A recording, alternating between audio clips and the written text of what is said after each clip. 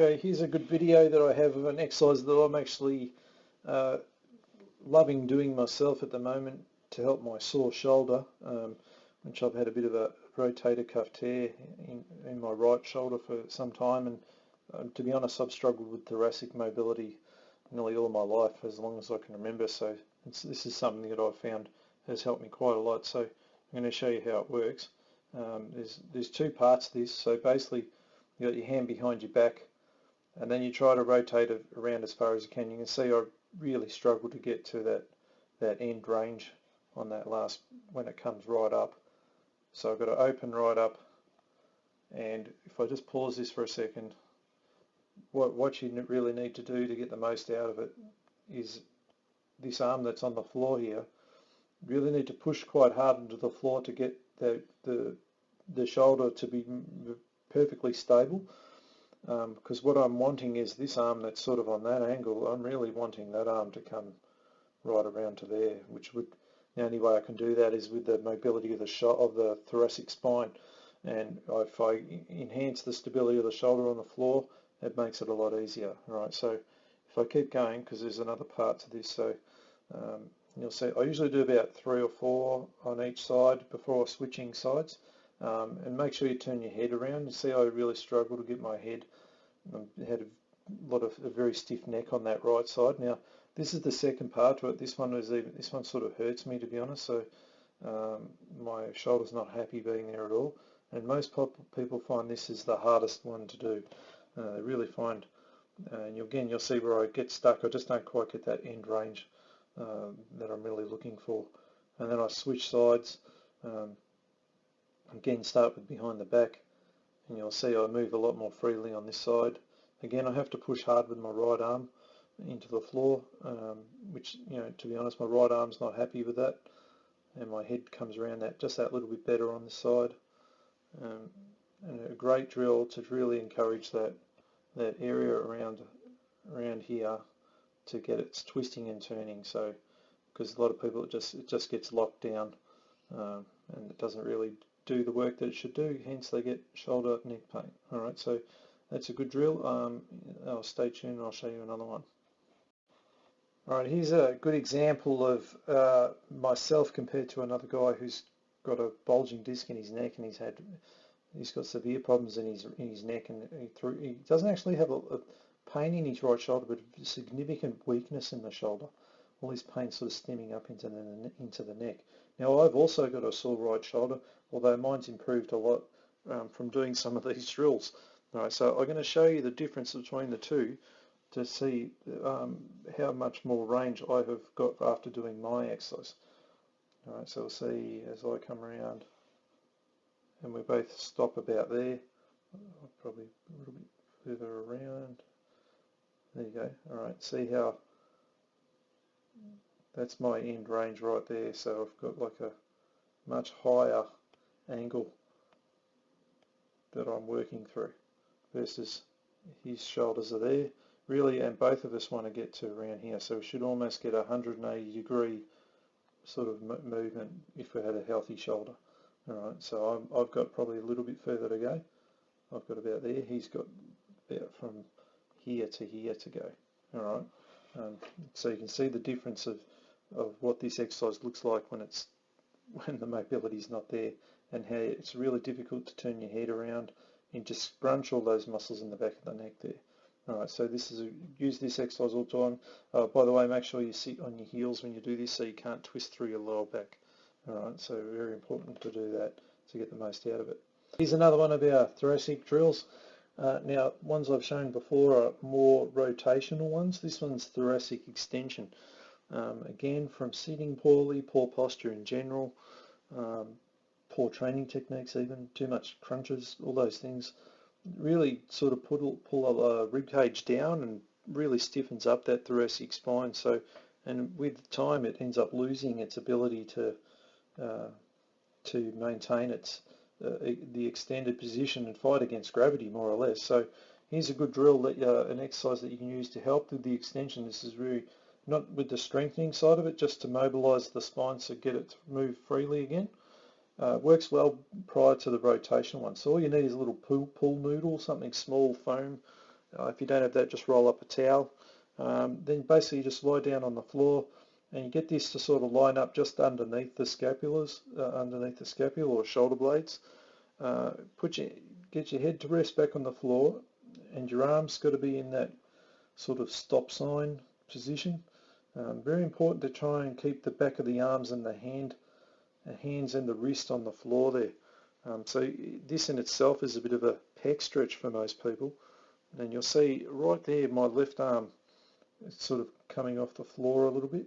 If you look really carefully, you can sort of see there's just a little bit of a gap in there. I'm a bit tighter on that pec, so I need to stretch through there. The right side not so much, surprisingly, because it's my sore arm. And basically all you're doing is sort of like making a little, start out with a little diamond, and you just bring the arms back down and back to where they started this, and sliding, making sure you keep the back of the hands on the floor. And do that a couple of times. If that's okay and you can get the hands to touch, and you do a better job of keeping the elbow, the forearm, the wrist, the hand all on the floor, then you can move to the next stage, where when you rise your hands up above, you'll straighten the elbows out. So we'll go like in a perfectly extended position. And this one is a lot harder. A lot of people can't quite extend right up to there. Even myself, I find this a bit hard, and see my elbows are quite bent. But you know, I've still got the back of my hands on the floor. So, and usually I can hold myself there for 20-30 seconds, and it feels quite relieving, and it helps you with the extension of the spine. Alright, so you can try that one out. It's very effective. Yeah, and you'll find if you use that in prior to doing the exercises that we're about to show you, it'll make a big difference. Alright, here's another drill that we do with for working with tight shoulder pain, neck pain. So in addition to working through mobility exercises, stability exercises are a big component, and to be honest, they sort of it's a bit grey. They sort of cross over from being both at times. So let's have a look at how I do this. It's basically a push-up position you just need to get into. This is a great exercise for serratus anterior, so you'll see what happens when I play this. Alright, so all I've got to do is just lift one arm up, hold my other hand for a few seconds, come back to the floor. The shoulder I'm struggling with at the moment is the right shoulder on the floor, which is the one right now, and we can sort of see the difference between the two. If you watch me get this one again. Right, so you can sort of look carefully here how I've got like a very flat across here. Alright, when I go to the other side, let's see if I can maintain it better than I did the first go. See how I have to, because I can sense pain, and see how I move away from there. That shoulder's just not happy at all. Alright, so this is a good drill to try and get that strength into that shoulder and make it a lot more stable. Now, if that's too hard, then you can move into this next one, which this is a great exercise for back pain, to be honest. So Stuart McGill made this one very popular. And basically it's just a side plank where I've got to lift my arm up off the floor, and then I rotate around.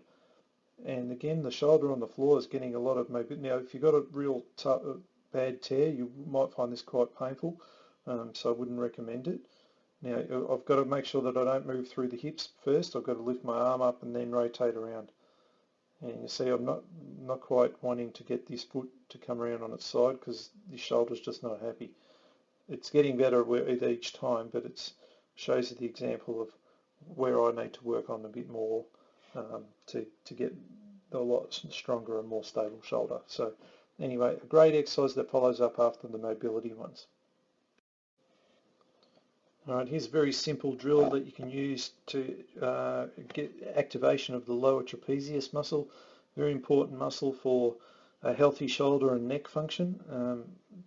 This isn't an exercise, by the way, that will strengthen anything or do anything significant for you. It just helps you to activate it and make you become aware of how the movement in the shoulder needs to work, and what it feels like to actually activate this muscle. So basically just line up against the wall, the arms just a bit above 90 degrees, and you just sort of open up in a V, like so, and then very slowly just slide those arms up above your head with the thumbs pointing back behind you, and then when you get to the top there, you just lift the hands away.